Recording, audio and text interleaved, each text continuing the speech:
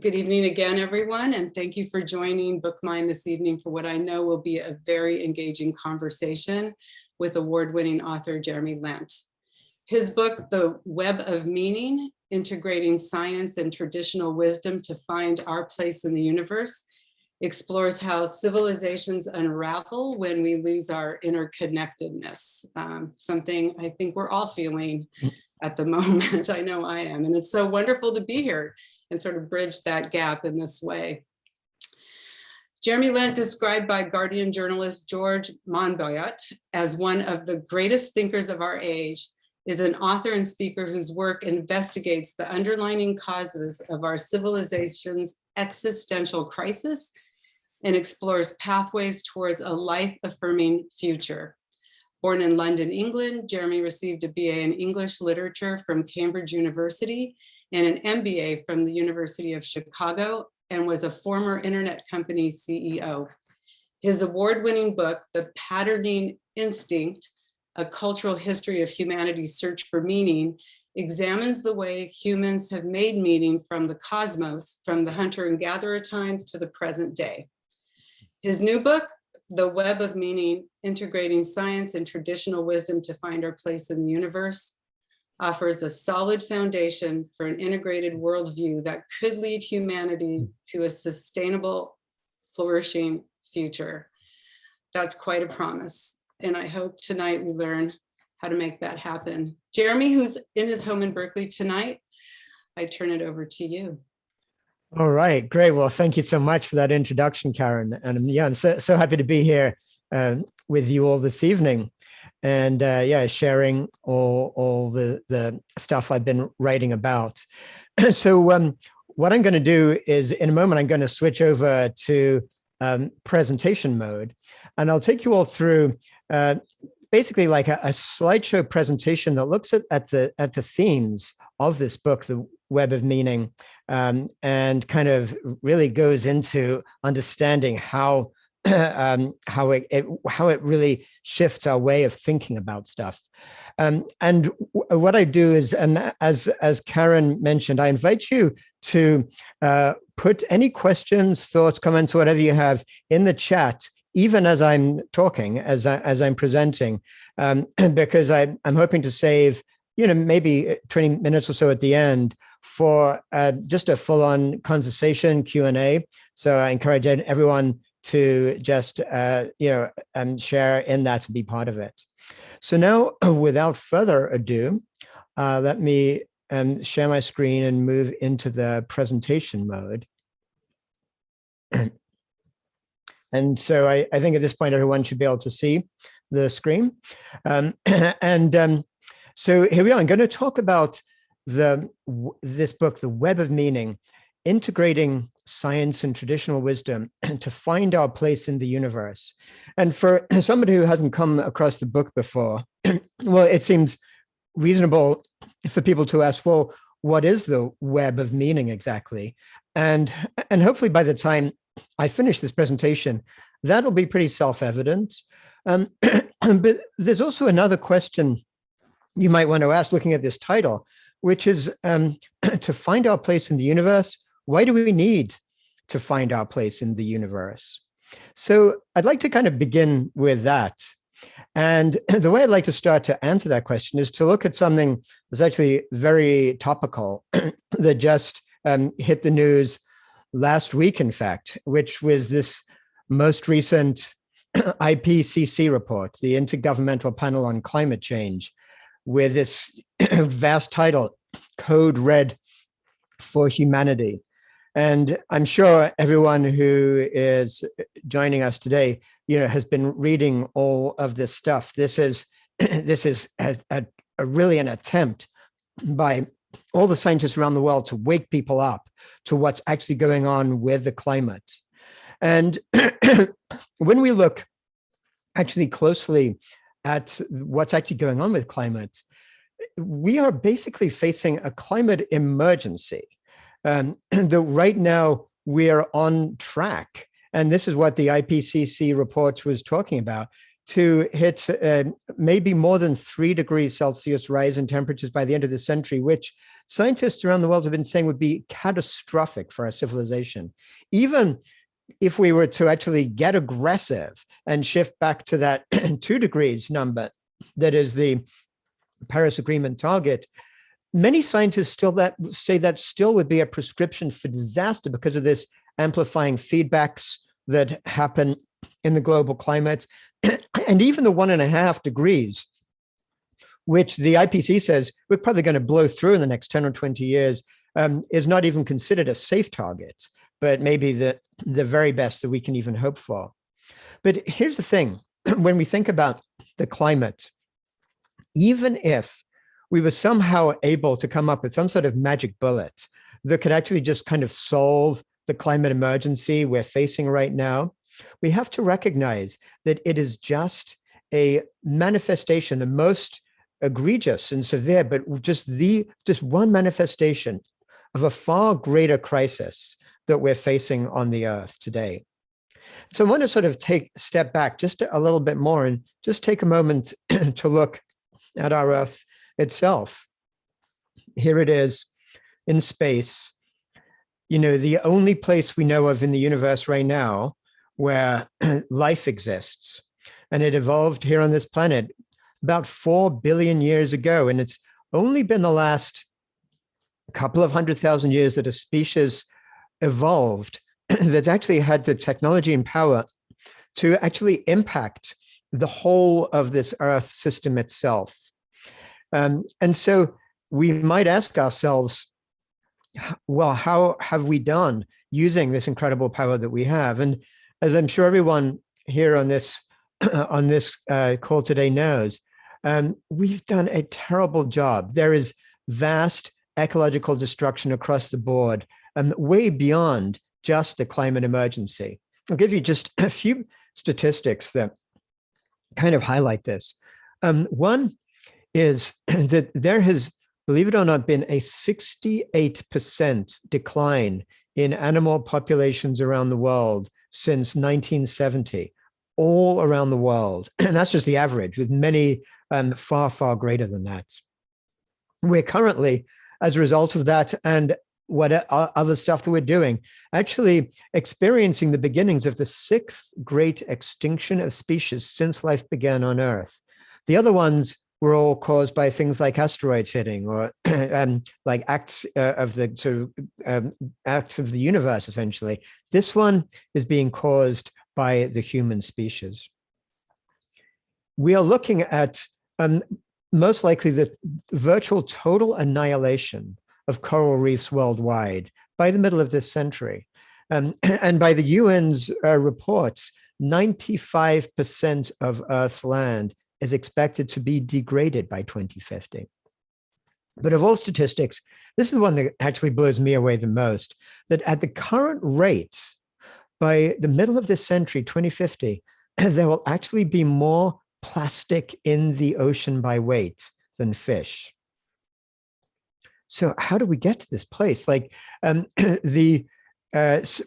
scientists have studied what's been going on the Earth over the last few decades, they've identified what they call the Great Acceleration. And this chart is kind of self-explanatory. If you look at almost every way in which we're using the Earth and human activity is using resources, since the Second World War, things have just been exploding. And this just looking back in time. In fact, if we look in future, even with all this crisis about climate breakdown and the emissions we're putting out, at the mainstream economists' forecasts, we are on track to triple our gross domestic product, the whole activity that's caused all this destruction already, triple it by 2060. This is why many scientists go way beyond just climate to say we're rapidly heading for a precipice. There's been a study looking at planetary boundaries, identifying several that really define our safe operating space for humanity. And in like 4 of those boundaries, we've already blown through the barriers of that. There's been actually thousands of world scientists have put out a warning to humanity, which was ignored. And then they came up with a second warning to humanity, where they say things like, soon it will be too late to shift course away from our failing trajectory. Another leading earth scientist, Hans Schellenhuber, talks about how if we continue down the present path, there's a very big risk that we will end our civilization. And even the UN Secretary General, the ex-general Ban Ki-moon at the World Economic Forum in 2011 talked about how this is a global suicide pact. So how did humanity get to this place? Well, I've actually looked at that for a number of years as I was doing the research of the earlier book that I wrote that published some years back called The Patterning Instinct, which was the subtitle of that is A Cultural History of Humanity's Search for Meaning. And it looked at the different ways in which cultures have made sense of the universe, of pattern meaning into the universe, all the way from hunter-gatherer times to the present day, and how that evolved with agriculture and then splits between the East and the West. And here's the essence of what that book really shows is the following takeaway, that ultimately culture shapes values, and those values are what shape history. And by the same token, it's our values that we hold as a global society today that will shape our future. So what do our values look like right now in our global mainstream culture? Well, basically, I find this picture kind of iconic of what our values are all about. And they're based on separation. In this picture, of course, everyone's separate from each other, separate from the food, not even thinking about where the food's coming from. But if we kind of dig one level down and take a sense of what those values actually are and what they state, this is what we see as the modern story of separation. We're told by our mainstream culture that nature is a machine, that humans are separate from nature, that humans are separate from each other, that human progress arises from the conquest of nature, and that the earth itself is basically just this resource to exploit for human benefit. And as a result of this whole set of values based on separation, ultimately we're told by our consumer culture that the purpose of life really is to get wealthy and powerful. Now, in this new book, The Web of Meaning, what I show is that every one of those elements of this modern story of separation is actually false, not just dangerous and leading us on a path to this precipice, but actually false. And in this book, and in this talk today, as I'll take you through, I integrate both science and traditional wisdom. I look in detail what modern sciences tell us in areas like neuroscience, complexity science, evolutionary biology, and systems sciences. And what we see in those is that actually they lead to the same insights that traditional wisdom has been pointing to for millennia. And indigenous knowledge, Taoism, and Buddhism all lead us to this understanding that actually we are deeply connected. They lead us to this concept of our intrinsic interconnectedness. And I'm going to show you how we can get at that sense of connectedness and also what the implications of it are by focusing on some of the biggest existential questions that we humans ask, that pretty much every one of us has probably asked at some point in our lives. Questions like, who am I? Where am I? What am I? How should I live? And why am I? And in each case, I'm going to look at how what the modern worldview, the mainstream culture we live in, tells us is wrong, and how there are different ways that we can begin to explore answers. And this, by the way, is the same way in which the book itself is structured, in sections that look at each of these big questions. So let's begin with this first one. Who am I?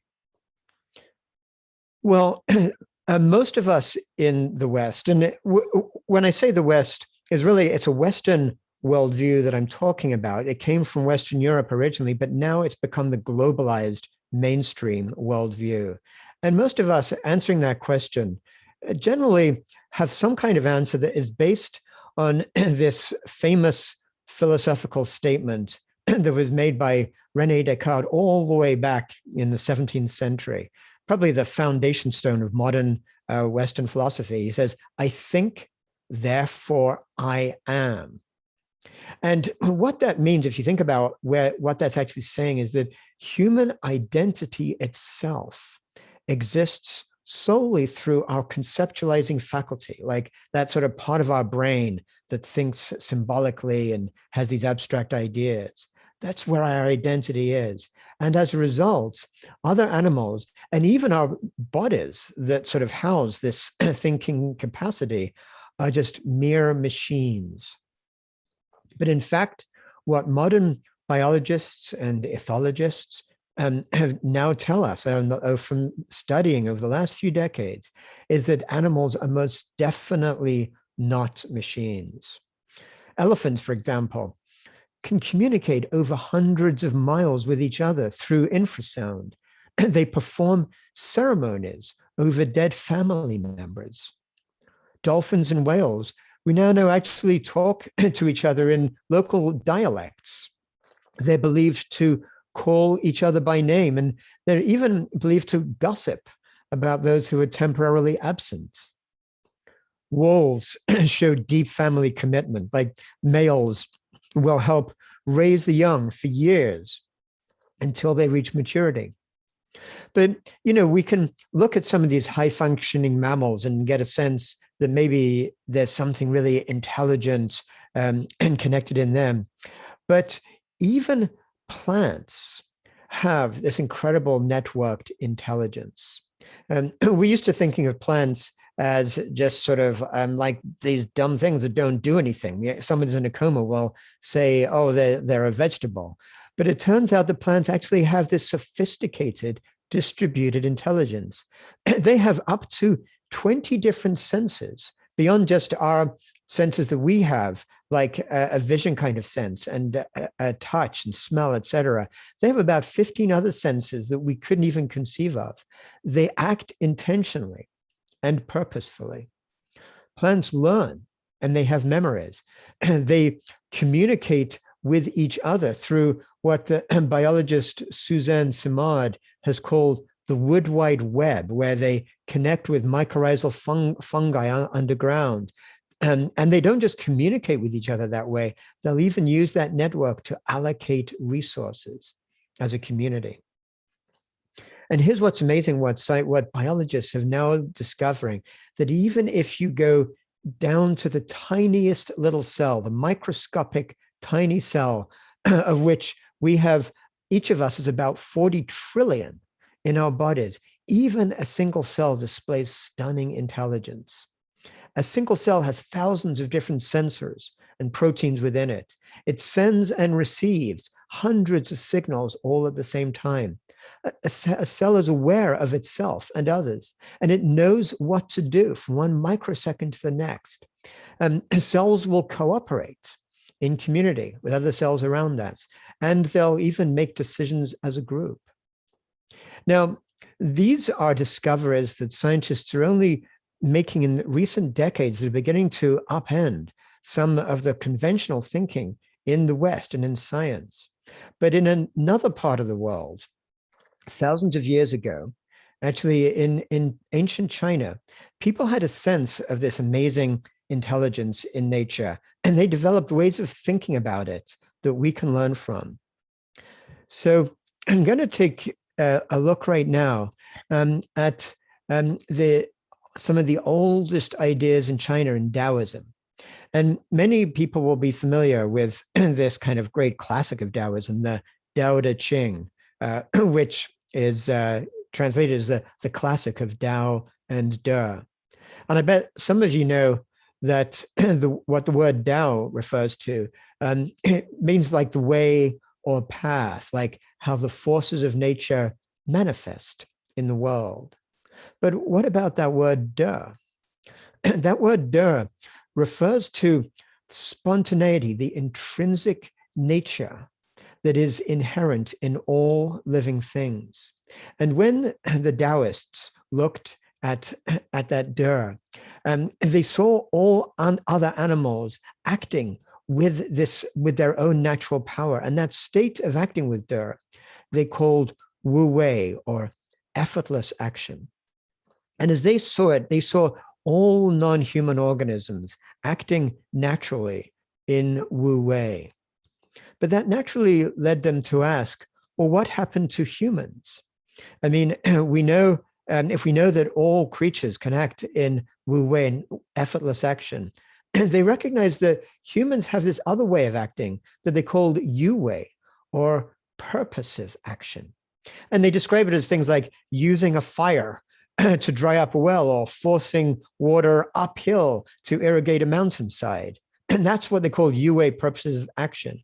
And of course, we look at those kind of concepts and we say, well, isn't that what civilization is all about? And they would agree with that. To them, they kind of developed essentially a theory of civilization, which was, they described in this way, that ancient times, many thousands of years earlier, the men of old, as they say, shared a placid tranquility which belonged to the whole world. This is what they called the state of perfect unity. And they were on the terms of equality with all creatures, like forming one family. And then in the Taoist idea, people began everywhere to be suspicious. And with extravagant orchestras and ceremonies, men began to be separated from one another. So that's what the Taoists saw as how humans developed this Yu Wei. And modern neuroscientists kind of validate that. We now know that we humans have a highly developed prefrontal cortex that mediates that cognition those Taoists called Yu Wei, with things like symbolic thought, that conceptualizing, planning, and creating abstractions. And when anthropologists look at the rise of early humanity, they see that actually arising from the emergence of that Yu Wei thinking, that symbolic thought, just like the Taoists said. They see language, culture, art, and tool-making coming from that. So what we now understand from neuroscience and modern psychology is that humans have like a dual consciousness. We have that conceptual consciousness that Descartes thought that was the only thing that was a human identity. It's like this, and more analytic and rational and effortful, what the Taoists called Yu Wei. But we also have animate consciousness, just like all the other creatures that we share our world with, that's intuitive, fast, emotional, and effortless. And that's what the Taoists recognized as being Wu Wei. And so that leads to a different way of looking at human identity, and looking at the challenge that we have then as humans is not to just identify with that conceptual consciousness, but to integrate both systems in harmony, which can lead us to really start to explore an answer to that first question, who am I? By saying, well, actually, I am a mind-body organism capable of integration. So let's move on to this next question. Where am I? Well, our mainstream culture really tells us about a split universe. We're told, and this has been over the millennia, from Christianity to the modern day, that there's this kind of split between some level of transcendence and some other dimension that a religion might call God or whatever, and the material world. And in modern times, we're told that religion and science therefore kind of exist in different domains. And that allows people to feel it's okay to pray to this source of transcendent meaning, whatever that might be, and meanwhile ransack nature below. But that's not how other cultures have made sense of the universe. And in fact, if we look once again to ancient China, only this time China from about 1,000 years ago, during a time that was known as the Song Dynasty, there was a group of thinkers during that time who synthesized three different of the great cultural traditions in China. They synthesized elements from Taoism that we were just looking at before, from Confucianism, and also from Buddhism, which originated in India, but then became a very significant part of China in the first millennium AD. And this is a school of thinkers who we know in the West by the term Neo-Confucianists.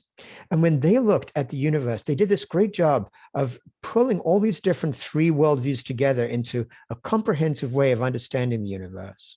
And when they looked at the universe, they saw the entire cosmos consisting of qi, a word you might have come across, which we can think of in today's terms as kind of matter and or energy, but also li, the principles by which all of that qi is connected with each other. And when they looked at the totality of all those principles of organization in the universe, that's what they understood as the Tao. Now, here's what's interesting. In modern decades, modern systems sciences also points to a universe very much alike, similar to what those Neo-Confucianists described. Whether it's things like complexity science, systems biology, or chaos theory, each of these groups of scientists look at this underlying realization that everything is connected. And not just connected like a machine, but in nonlinear ways. So in the famous statement from Edward Lorenz, the founder of chaos theory, he asked, is it possible that the flap of a butterfly's wings in Brazil could lead to a tornado in Texas? Not saying that that would happen, but that if it did, we would never know about the possibilities, the nonlinear way in which it could. And when systems scientists look at how things connect, they've begun to recognize that the interactions between things often tell us more about them than the things themselves.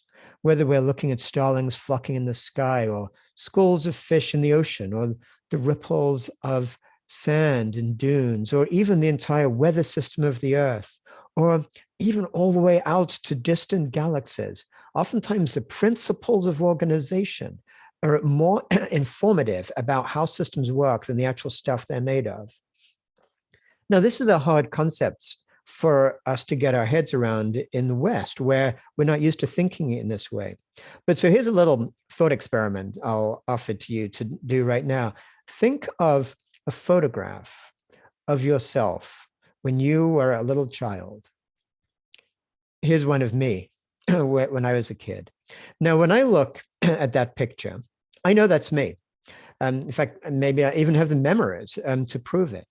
But what's fascinating is that there is nothing, no physical stuff in that little kid that is in me now. Almost all of the cells in that little kid are different from the cells in me now. And even the few cells in the human body that remain through our entire lives are always changing their configurations. So I can be virtually certain there's not a molecule in that little kid that's in me now. So what is it that connects me with that little kid? The principles of organization, the way in which all that stuff self-organizes, essentially what the Neo-Confucians called the Li, is what actually stays resilient even when the qi, even when the matter changes. So system scientists have started to investigate these patterns in nature. And one that they found very important is what they call fractals. Many of you may be familiar with fractals. They're patterns that repeat themselves at different scales. They indicate self-organized activity, and they're everywhere in the natural world. We see them in coastlines, the patterning on leaves, in lightning, in lungs, and even the neurons in our brains. And as scientists have begun to look at these fractals throughout nature, they've come to see nature itself as basically a fractally connected system where every cell exists according to the same underlying principles of every organism, which exists according to the same principles as the species, which then exists under the same principles as ecosystems, and ultimately as part living under the same principles as the living earth, what some people will call Gaia. So now when we look at this question, where am I? We can begin to start answering this question by thinking of ourselves as, well, maybe I'm part of a fractally connected, self-organized universe, which then leads us to this next question. Well, what am I? So when we want to start answering that, a useful place to begin is actually what this great sage from the Neo-Confucian era actually said when he started this investigation into what am I. He said, if one wishes to know the reality of Tao, one must seek it in one's own nature. But if we look to what we're told in our mainstream culture, what is our nature? Well, we have a pretty clear answer, which was probably popularized best by Richard Dawkins in this book, The Selfish Gene, back in the 1970s. He famously said, we and all other animals are machines created by our genes in a highly competitive world. And he goes on to say, a predominant quality to be expected in a successful gene is ruthless selfishness. And so from not just Richard Dawkins, but a lot of people in that earlier way of making sense of biology and life, and we got to believe that the gene is the fundamental unit of evolution, that it dictates everything about the organism, and that it's inherently selfish and competitive. But what recent decades of research in multiple areas in biology now tell us is that every one of those three statements is actually false. That in fact, genes are actually part of an iterative process with the cell. Rather than dictating to the cell what happens, there's a vibrant, dynamic, circular flow of interactivity between the cell and the gene within the cell. And in fact, we can begin to recognize, to think of the genotype more like an artist's palette, like a repertoire of capabilities that the cell can select based on its particular needs as determined by the environment. To get a sense of how kind of mind-blowing this is, think for a moment of like a cute little grasshopper that we all kind of know and like, a gentle, solitary little creature. It turns out that that little grasshopper, in some species, has exactly the same DNA as a massive swarm, aggressive swarms of locusts that can devour hundreds of square miles of land. Same DNA, but the organism itself at certain points makes the decision to express different parts of its DNA to change its actual behavior and even what it looks like physically. So that gets to understanding that the gene doesn't by itself dictate everything about the organism. But what about the selfishness? Well, it turns out, again, what evolutionary biologists have now discovered is that if we look at how life evolved on Earth from billions of years ago, every one of the great steps in the increase of complexity of life to complex cells and multicellular life and simple animals and mammals came about not through increases in competitiveness, but increases in cooperation.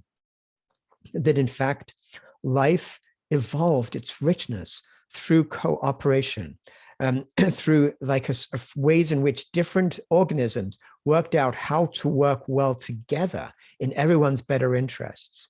In the words of biologist Lynn Margulis, life did not take over the world by combat, but by networking.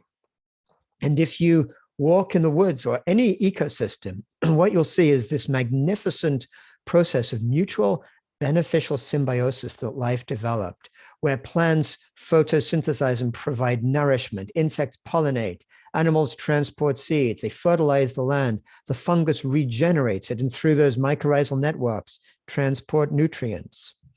And in fact, As biologist Carl Woese says, organisms themselves need to be understood as self-organized fractal dynamic patterns. In his words, they're resilient patterns in a turbulent flow, patterns in an energy flow.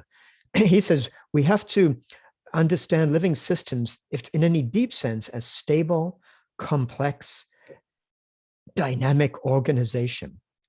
And it's those fractal patterns together that have formed this fractal cascade of abundance that we get to enjoy in the earth today. So now when we ask this question about what am I, we can begin to answer it by thinking of ourselves as a resilient pattern of self-organized cooperation. Well, so what does that mean then for how should I live on the earth?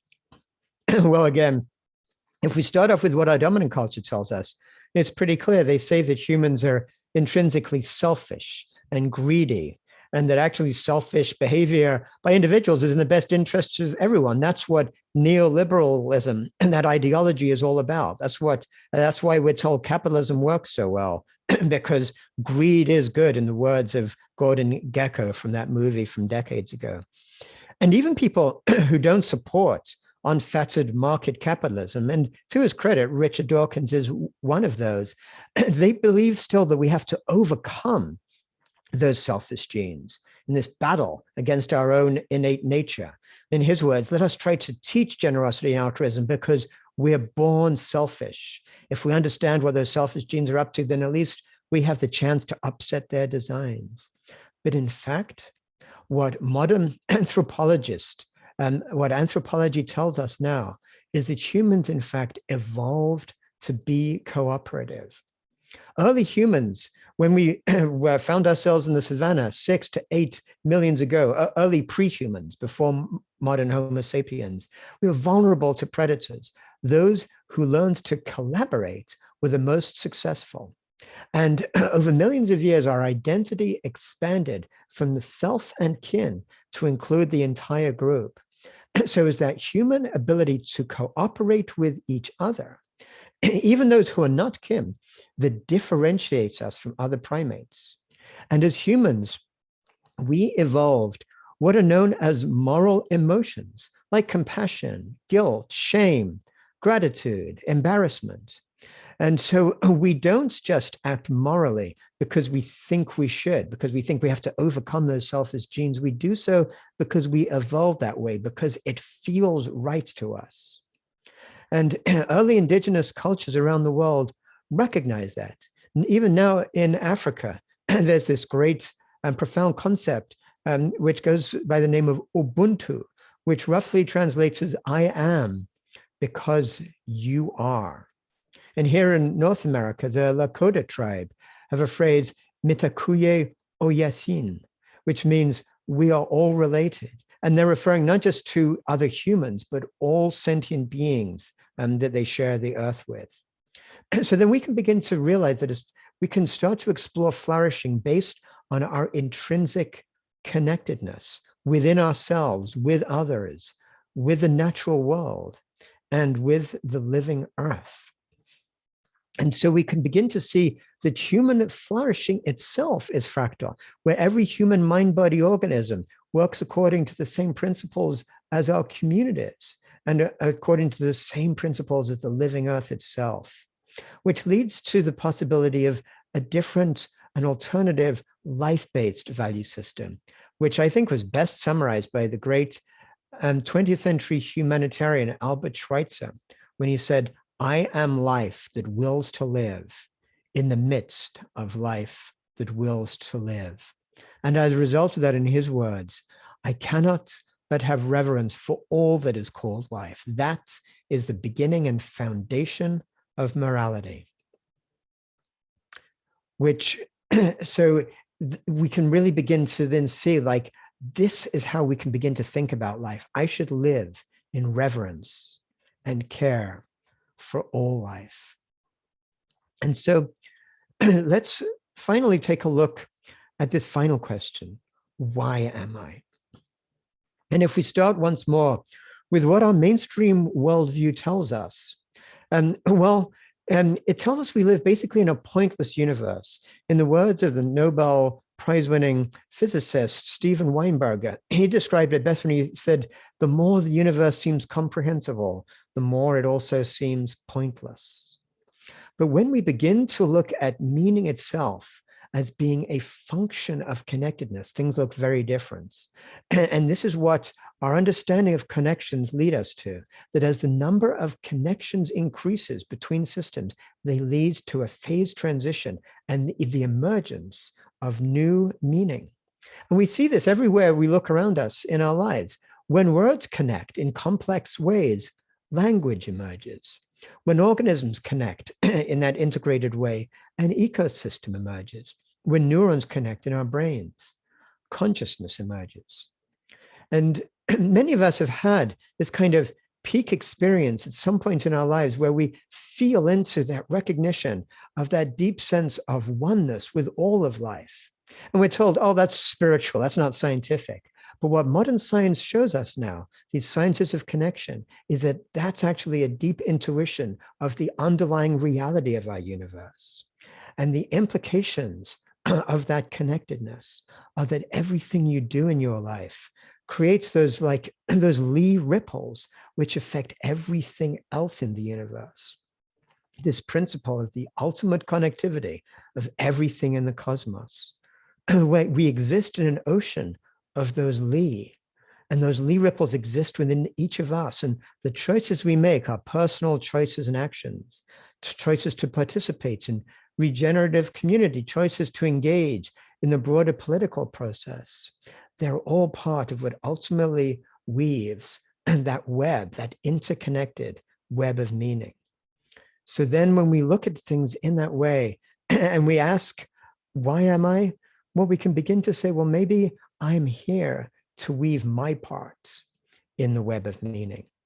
And maybe if enough of us can connect up in powerful ways together, just like those mycorrhizal fungal networks we see in the wood wide web in the forest, maybe we can together regenerate our beautiful and fragile earth. And so that's what I've taken you through, is what I explore in obviously far more detail in my book, The Web of Meaning. But at this point, let me get out of the presentation mode, and I look forward to answering any questions anybody has has put in the chat, or any other thoughts or reflections or conversation anybody wants to share in right now.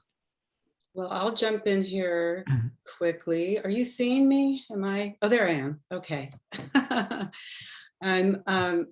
I'll ask a question while we wait for people to populate the chat, because I'm not seeing anything yet. Or if you're comfortable, Jeremy, I can ask somebody to just ask a question live. Sure.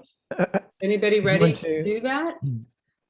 Does anybody want to raise their hand? Oh, there you go. Libby, go ahead and unmute yourself and ask your question. Well, I just think this is so thrilling, Jeremy, for you to put this all together in one place for us. And it all feels so familiar. As you go around talking with people, are you finding that this is like just so familiar for so many of us? Yes, that is such a great question. Thank you for sharing that, Libby. And that's actually so much of what I've been hearing since the book's been released. I've received a number of emails from people and messages on Facebook or Twitter, whatever, who've said something just like that. They've said, yes, this is saying everything that I've always believed. And you know what this does is it puts it together in this way that I haven't sort of seen done before, but you're telling me what I've always felt is true. And that was really, for me, a large part of what I wanted to do with the book. This was really my own path of trying to understand meaning. As I put it together, it sort of felt right to me. This is what felt to me to be the case. And I spent years actually going through a whole sort of meltdown in my own life where I conducted my own search for meaning. And this was really the result of it. And I started out with those reductionist books, you know, as reading The Selfish Gene and all these other books that seem, well, we're told, well, this is what science is. Yeah, like it or lump it. You know, that's the reality. And it didn't feel right to me. And I was looking for some way to make meaning together in a way that could integrate everything, not just my brain, but my felt sensation. But I didn't know how to do that until I began to see this confluence between modern systems thinking and these traditional insights from wisdom traditions. And I began to see there is another reality.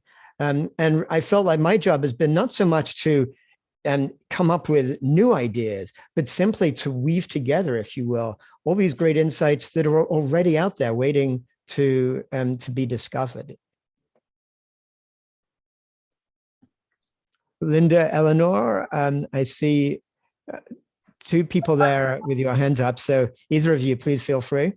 Jeremy, I just wanted to I mean, we did all this in 50 years. We went from Dawkins and really the initiation of neoliberalism to the point where we're at now. Things seem to really be speeding up. And I would just comment that I do a lot of work with David Boehm's dialogue. I don't know if you've studied him, but it just seems like you've done such a marvelous job of synthesizing ideas that are directly related to the need we all have for shared meaning. How do we create the shared meaning that goes into the cooperation you're talking about? Because for us to get out of the crises that you first presented, that's what we've got to do, is we have to get down to subtle levels of thinking together so that we can kind of intuit and crawl our ways out of our situation, right? Yes. Yeah, Linda, that's so true. And I think that what you're pointing to is oftentimes a big issue that comes up in conversations I have, where people will look at how critical the emergency is that we're facing right now in the world and say, we don't have time to change the worldview. You know, we got to do the change tomorrow. It's just too much to ask for our whole world to shift around like that. And I'm certainly not against the emergency actions that need to be taken right away. In fact, I'm a huge supporter of that. So this is not like an either or in my mind. But my point often is that as long as, no matter all the investments in renewables we try to do, all the different shifts to get away from our climate disaster, unless we change the underlying foundation of meaning that our civilization culture is based on, we're simply going to keep moving in that same direction. And because we have to actually turn around our entire direction. We have to basically start to live as a global civilization according to principles that are life affirming rather than wealth accumulating, basically. Right. Yeah. Looks like we have a number of questions now coming in on chat. And also, I see, Libby, I see you have asked something, and also... Libby's prepared to ask that herself again. Yeah. Excellent. Well, I just really feel this surge of connectivity with all sorts of groups who are experiencing this clash of worldviews. We're wanting to live out of the worldview that you're articulating, and yet there are some limitations in our current structures of commerce and probably religion, and also, in my view, governance structures that hold us back. And I guess I'm kind of stuck. How do we articulate and move forward with a new, newly emergent, actually it's not that new, worldview. It's been resurging for several decades. And then what kind of practical steps do we need to undertake? Yeah, and thanks for asking that. It's so important, because it's not just enough to look at reality in a different way and say, okay, I get it. They're all connected. Too bad other people aren't, and this is what's going on. But I think that part of really recognizing this deep interconnectedness we have with all of life and with the whole global system that we're part of is really also driving towards the imperative to engage with it in certain ways. And to me, what it really means is actually kind of shifting how we live, and kind of multiple layers, if you will. I've talked a lot about fractals, and I see what our way of engagement really a little bit like a fractal too. Like there's ways in which we can engage with ourselves and our close family, and from this point of view of deep connectedness and kindness, which itself I see as really almost like this kind of expression of connectedness with others around us. But then at the level of community, it's a matter of really recognizing that what we do makes a difference. It makes a difference like where we shop.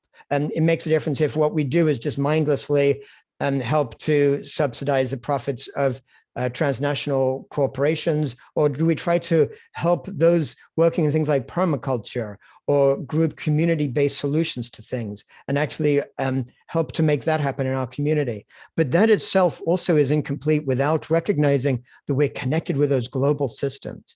And especially those of us in a place of financial or cultural privilege here in the global north, we need to realize that a lot of the wealth and privilege we have comes from the destruction that has taken place historically and is taking place right now all around the world, and the exploitation. And that drives us to really feel an imperative to get engaged in shifting some of those global systems. And I think that when we choose where to get engaged, it's important to choose those. Look for the ones that actually change the underlying worldview rather than simply do things a little bit less bad than before. So there are organizations, for example, like Stop Ecocide, which is a global organization that's trying to get ecocide defined as a crime in the International Criminal Court, so that corporate CEOs could actually be tried as criminals for being part of the destruction of ecosystems. Or there's all around the world, indigenous groups are trying to get rights of nature recognized. So get like rivers or ecosystems actually defined as legal persons, so they could actually sort of fight back legally against the destruction. So things like that really shift a part of that shifting worldview are the best places, I think, to get involved in. It looks like Pam's in the chat says, you have spoken of the invisible growth of a critical mass that you don't see coming, and the bangs that shift occurs. Can you speak to that? And Pam, you might need to jump in and make more sense. Yeah. Hello, Jeremy. Hi, Pam. Hi. Yeah, I watched one of your other talks, and you spoke about the growth of a critical mass of change. And I think you talked about gay marriage, and we've seen it over and over again, that you don't see coming, and then bang, the shift occurs. Right. Exactly. Could you talk to that? Sure. Yeah, be very happy to. So when we look at the changes that need to take place in our society right now, it helps to recognize that our whole global society is another nonlinear system, just like all those nonlinear systems I was taking us through that system scientists understand.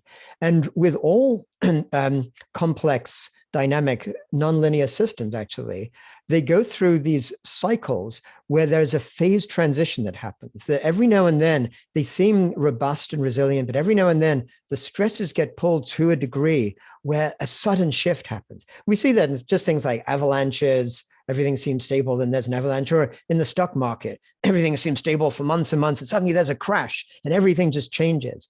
These are not actually surprising when we recognize that all these different systems are nonlinear and complex. And our global system is like that. And actually, we can recognize that there's two different systems in a way.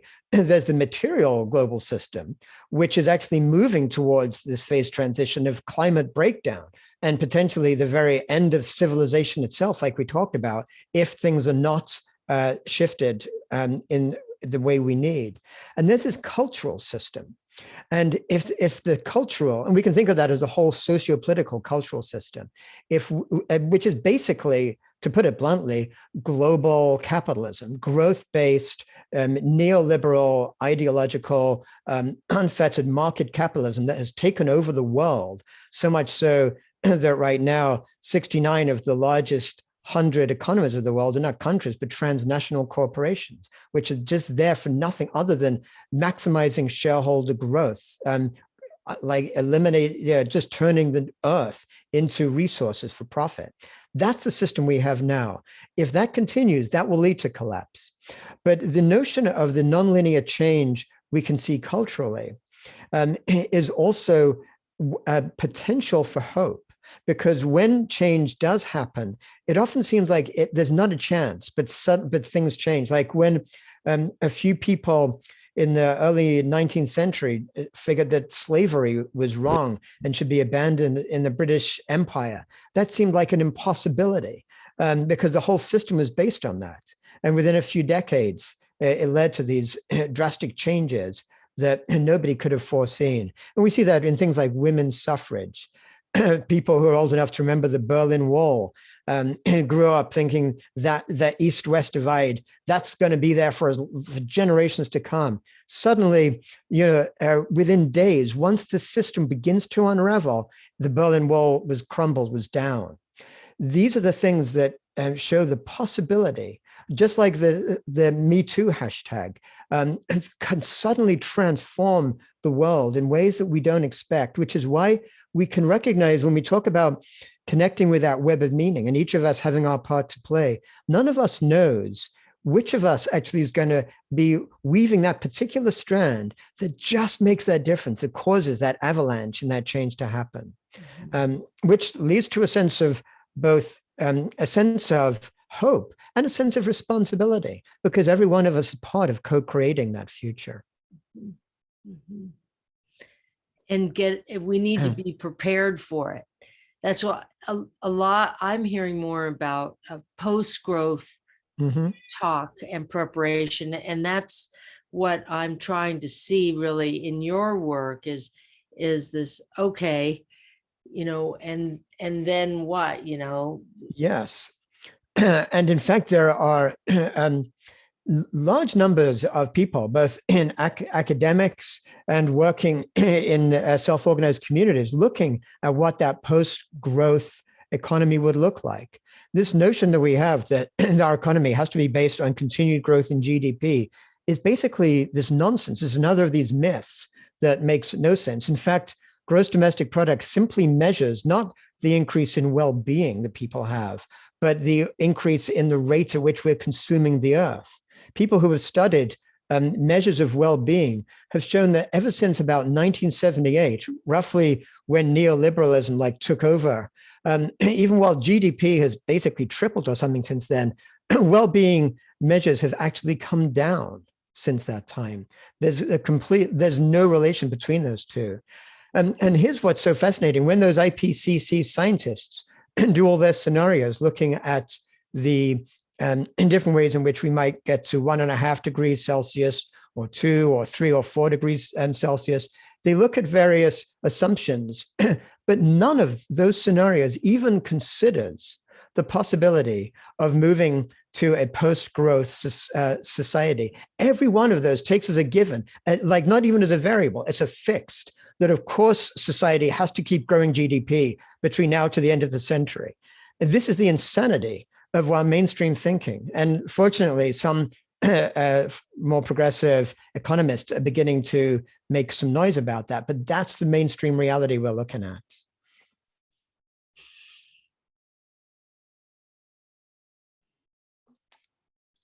Okay. I noticed a couple minutes past date. I don't know if there's any other questions anybody has. I'm happy to touch on Kimberly, I that. saw you waving. Why don't we have you ask the last question tonight? So, okay, thank you. This was so nice, Jeremy. You know, I want to mention that the answers to your questions really resonate, and I think they're the most important things we can be doing. And I didn't really even realize like I had the questions, like those questions. I'm like, those are interesting, but they, you know, that wasn't what motivated me to, you know these are really important. I'm wondering if, you know, in all of your research, if you have practiced or come across any type of like transformational practices having to do with maybe perception or sensing or just kind of breaking out of automatic thought that kind of gotten us here to this place anyway. Yes. Yeah, thanks for asking that question. And yeah, in the last really 15 or so years of my life, when I've done my own search of meaning, I have explored different practices. I can say personally for me, some of the practices that have been most valuable, one is simple mindfulness meditation, which I really discovered like about 12, 15 years ago. I had no clue what it was before then. And I found it to be transformative. And I actually practice some meditation every day. And I find that it's one of the greatest ways to actually begin to realize that not just that we as humans make up stories about ourselves all the time, that we can then begin to realize are just stories.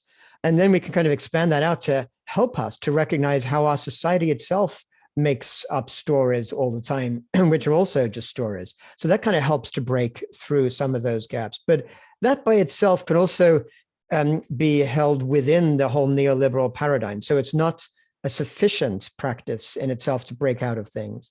I've done some of my own embodied practices, things like Qigong and Tai Chi, some of those great traditional Chinese energy practices, which really helped me to realize not just that I am a mind in a body, but really to sort of shift my own identity as being, I actually am a body itself with a mind, which has been really powerful. And that's something else I do every day pretty much. But then there are other ways to look to expand out our ways of thinking. It's very helpful to be very open to hear what indigenous people around the world are saying right now. And because there's a lot of great wisdom, and they, in many cases, the people on the front lines fighting against the depredations of our global capitalist system, and hearing what they say, actually, and not just hearing what they say, but most powerfully supporting what they're doing, actually standing with them, being with them, and also being receptive to letting them offer some thought leadership is, I think, a very powerful way to break out. And also, just the use of natural medicines that like shift our ways of thinking can be very, very helpful to sort of break out of our ways of understanding things too. So, and then one thing I would just add to complete is just walking in nature. And you know, not just kind of going for a nice little hike or a stroll with your headphones on or chatting with your friend, but actually walking in nature and kind of literally communing with it, what the Japanese call forest bathing, really connecting, recognizing that these are our relatives out there and feeling open to what they have to tell us, what they are, how they're relating to each other and to us as we're walking through them. That's a very, very valuable way, I think, to really break out too. And I'll just add one thing from listening to you speak last night and tonight. One thing that I've been chanting over and over in my brain is this life affirming? Is this something that is going to make someone else feel good, me feel good? Is it going to nourish the world and me? So thank you for bringing that chant to my brain and all the other wisdom that you shared with us tonight. Well, thank you for saying that, Karen. What a great way to end. Thank you. I love it. Well, it just was, as you were saying, of your practice. That was my practice today from your words. So thank you very much. We've put a link to your book in the chat, and I know that the YouTube link will be on our website. And anything else I've forgotten, Elena, that I need to add? I think that's it. Thank you so much, Jeremy. And thank you everyone who joined us this evening. What a fabulous evening of learning this has been. That's great. Yeah, it was a pleasure sharing it with all of you. And thank you for everyone who asked questions and took part in the conversation. Really enjoyed it. Take care, everyone. Hope to see you soon. Thank you. Okay, bye. Good night. Okay.